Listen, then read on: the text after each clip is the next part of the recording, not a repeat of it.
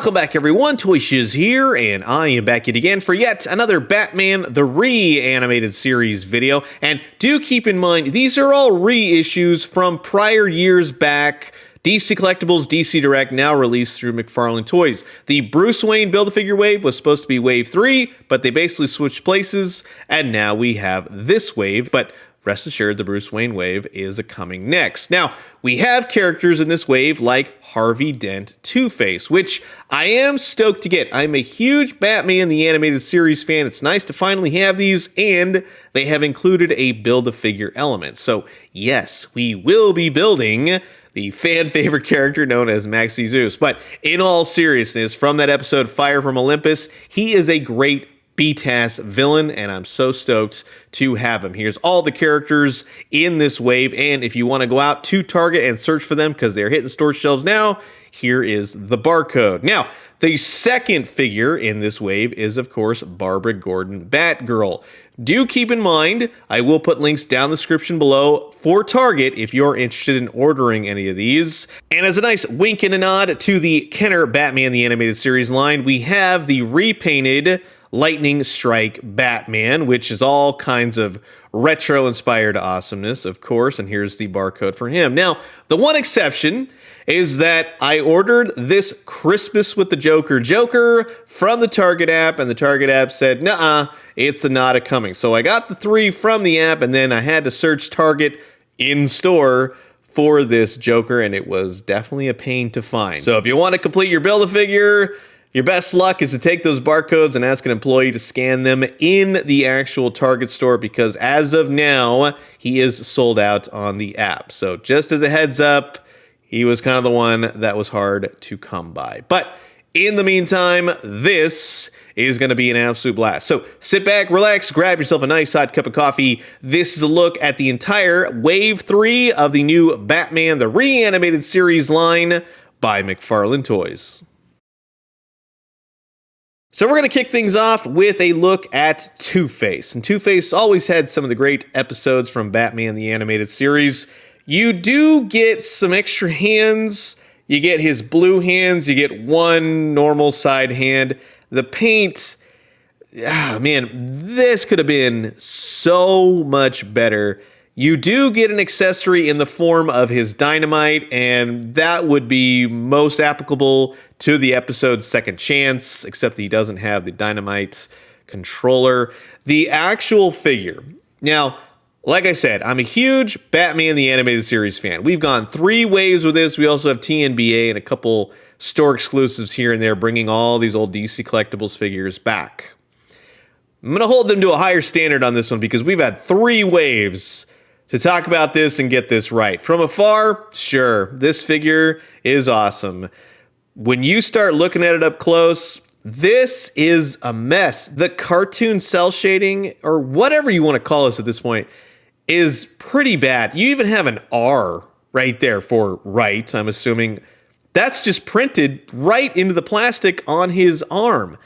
I don't understand why this is so hard to get right. You're reissuing figures that you already know how all of these should go. I know that with certain weapons, Warner Brothers doesn't like you to include them in the box.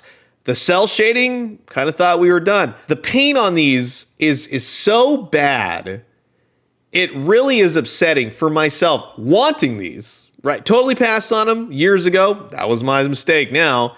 But it's the idea that these are Batman the Animated Series. This should have some more reverence. And I'm not talking about the articulation. The articulation is what it is at this point. Yes, it's antiquated, but I'm not looking for articulation for these. I'm looking for accurate Batman the Animated Series figures.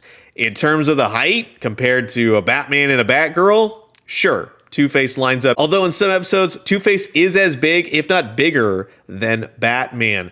And then when you want to line him up with, say, other villains, the Joker, Maxi Zeus, sure, that totally works. And like I said, from afar, instead of getting up close to these, you'll go, oh yeah, that's TwoFace. To kind of look at the redesign when TNBA took over for BTAS, I can't say that it was a definite upgrade, at least in terms of action figure form. Although on the new show with the history involving Tim Drake, it was interesting, to say the least, not so much the judge. But like I said, the paint, sloppy. The cartoon shading, sloppy. The molds themselves, they look like they're degrading. This is not a good way to start this wave.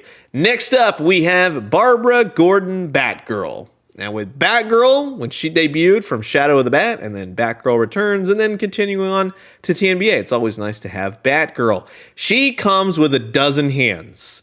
Every hand that you could imagine. Great for posing, I'm sure. No accessories, nothing, and as far as the original release, she seems to only be missing 2 batarangs that in the episode Shadow of the Bat, Part 2, Robin gave to her to then handle any bad guys as she traveled up to the surface again after exiting the subway system. Now, in looking at the figure, again, we have to maintain that these aren't produced by McFarlane Toys. These were originally made by DC Direct, DC Collectibles. They're just reissuing them. So again, we're leaving out the articulation, the sculpt. That's all on them. But McFarlane Toys, in, again, putting the cell shade on, the paint, QC, all of that, that's what we're going to call McFarlane Toys' responsibility here. Some of the cell shading works a little bit better on Batgirl, not on TwoFace. I do actually like this. It's a little bit more subtle. If anything, it kind of works a little bit better. I'm not a huge fan of the Barbara Gordon head portrait, although her face in that show kind of went back and forth until they kind of refined it in TNBA. Yes, like I said, the articulation is going to be bonkers for a lot of you in this more modern era. When you want to pose her out and do anything in terms of agility or just, hey, Batgirl moving around, it's really not going to be pretty. If she's doing the standard Bruce Timm streamlined pose, sure, that totally works. So nothing rocks at the feet, no peg holes, nothing like that. You basically just have a figure with a ton of hands and nothing to do with them. What is really crazy to me is that sure, she'll work with Batman, but Robin is still smaller than Batgirl. Again, that's all on DC Direct and their original scaling, but she does look good with figures like Commissioner Gordon and Selina Kyle Catwoman. So at least we got that. But again, in looking at this Batgirl in terms of Harvey Dent Two-Face, she's definitely better, not by a mile, we're going to say, but it's just nice to have this version of Batgirl now in my collection, and that's really it. Moving on, we have a 90s Kenner BTAS tribute in the form of Lightning Strike Batman, which is a nice way of getting another repainted Batman into the reanimated series line. The nice thing about it, though, is that he does come with the original weapon, now spruced up, making it more of a 6-inch figure weapon. And I like that they did that. However, do keep in mind that the Lightning Strike Batman had a big open and close cape, which is sadly not included with this figure.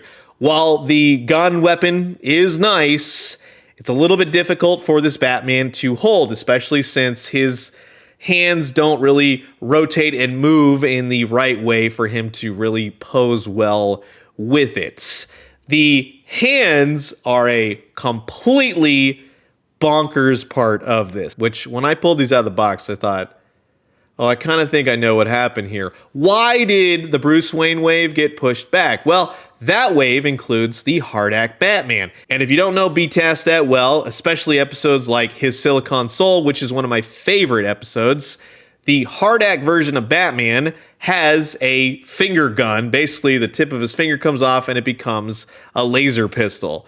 Why these hands are included with this Batman is beyond me, but methinks that things got crossed and these are the hands that were supposed to come with the Hard-Act Batman. So when you put these on the Lightning Strike Batman, it making no sense. It just, this is what I mean. Nobody's paying attention over there. In terms of the Batman, I've gone over this 1,000 times with the prior 2 waves. This is not a good looking Batman. The buck, everything about it is just like, ugh. And they didn't paint the back once again. Now, you have probably one of the worst capes ever. They've not changed that. 3 waves in. They've not changed that. I have seen multiple people commenting, the Batman isn't that great. I know it's a good Batman to put in the Batmobile, to use on the Bat Bike, to then put in the forthcoming Batplane. Fine, I get it. But can we touch this up a little bit? at least the paint on this Batman is great. And go very easy with the legs when you first get them. In fact, heat them up, hot water, get them moving, because I've seen a lot of people say that they've immediately just gotten into it and snapped the legs off. Shouldn't happen, but you're going to need to heat these up if you want it to work out. He's got one peg hole on the bottom of his foot. If you want to swap the heads with a different Batman, that actually works. Some of these Batman heads work differently on other Batman bodies. Go figure. But if you want to go true Kenner style and have a lightning strike Batman with your Robin, you can totally do it. It's kind of like Duo Force. Everybody remember that from the Kenner days? In terms of it just being another Batman release, no, it's not great. The body isn't great, everything else. But as a Kenner homage to an old school figure, sure. Would I like to see them do more of this? Most definitely. But please change the Batman body. Moving on to the holidays, because that's right around the corner. Once again, we have the Joker, not just any Joker, but we have Christmas with the Joker. And believe it or not, this is going to be the one we're going to have some fun with. Now, he comes with a dozen hands, much like Batgirl. He comes with the awful, lawful families candy cane, and you can shove that into Summer Gleason's mouth if you want. He also comes with his little Charlie Brown tree. Now, this is a great pack-in. It's an odd pack-in. All of the various ornaments come off the tree, but everything that comes with this Joker is what came with the original release of the DC Collectibles figure. That head portrait, again, we're not talking about McFarlane Toys here. We're talking about a 10-year-old figure, and it just didn't look good then. It doesn't look good now, although I do like the hat on him, if I have to say anything nice. The cell shading is again better. They went lighter this time around. I kind of dig that. They stopped at the socks though. There's no shading on that. But Laffy is part of this, and as I do like this Joker and I don't like the face portrait, Laffy really makes up for this overall. So I'm glad that they included him. This is a great reissue in terms of just, here's the old figure that they did once again. Now, the articulation is completely antiquated. You know what you're getting yourself into if you're collecting these. The feet don't move. They don't do much of anything. This, for me, is purely Batman the Animated Series standing on your shelf, and that's what I appreciate it for. To look at another reissue through McFarlane Toys, you have this fantastic Joker portrait. Now, in juxtaposition for this Christmas with the Joker, what's really nice, because I know a lot of you are going to be asking, can you swap the head portraits? And the answer is yes. And that truly is where there's something to be saved with this Christmas with the Joker figure. I'm telling you, go back and watch that episode. It was early in B-Test. It's very Batman 66. You have to wonder, how did the Joker build the rocket Christmas tree to get out? Where did he get all this technology all of a sudden? He has everything with his face on it. It's bonkers. The guy can really plan in less than 24 hours, apparently. But truth be told, out of the single figures of this wave, this is the best one out of it. Now, of course, like I said, there is a Build-A-Figure element to this wave. And as I said, Christmas with the Joker was the best. Well, I takes it back. Maxi Zeus definitely takes the cake. It's great to have this figure. He does come with some extra fists. I'm glad he has some swap-out hands. That's nice to see. But Maxi Zeus, with all of their Build-A-Figures throughout these three waves, that's really where the money has been, with the exception of the Condiment King with his really loose legs. The Maxi Zeus figure is very simplistic. It's very Batman the Animated Series, and they've nailed it through and through. So overall, I am very happy. From the head portrait to the accessory to the toga, everything about it looks great. The paint looks great. He has very tight ratcheted joints, so be very careful with him.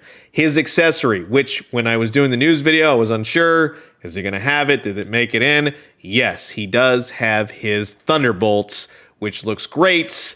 I love it because it actually looks pretty darn cool. One thing to point out is that around the midsection, he has no waist, but I heated it up. Had to really heat this sucker up, and it was a lot of work to get those pieces to fit together. But rest assured, heat them up, it goes a lot smoother. You can definitely do that.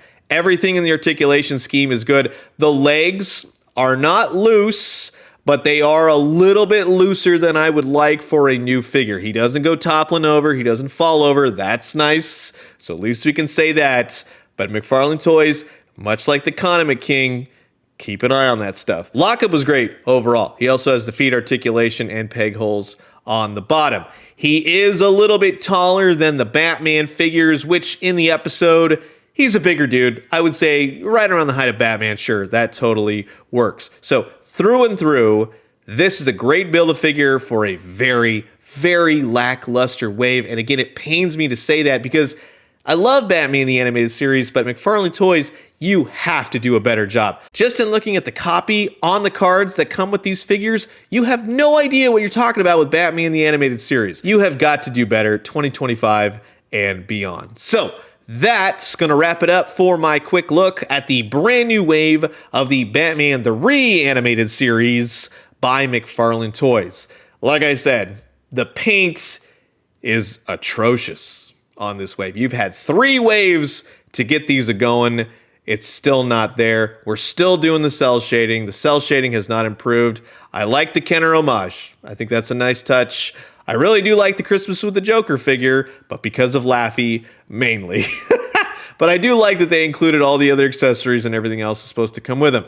TwoFace is a total disappointment. Batgirl, we can't really do much with her, but Maxi Zeus takes the cake. So if you are a previous Batman the Animated Series collector or a Reanimated Series collector, I would say wait for a clearance, if anything, because Target, if you are listening, you need to tell McFarlane Toys to do better with this, because this is not reflective of what I think about with Batman the Animated Series. So you've heard my thoughts, and now I'm curious to know yours. Comment below, let me know. Let's talk everything BTAS, and I'm going to leave you guys with that. As always, drink some great coffee, eat some great food, but most importantly, remember, please, Wave 4, the Bruce Wayne wave, and wherever else you take this, you have to improve this. When you do, let me know what you found. I'll talk to you guys soon. Adios.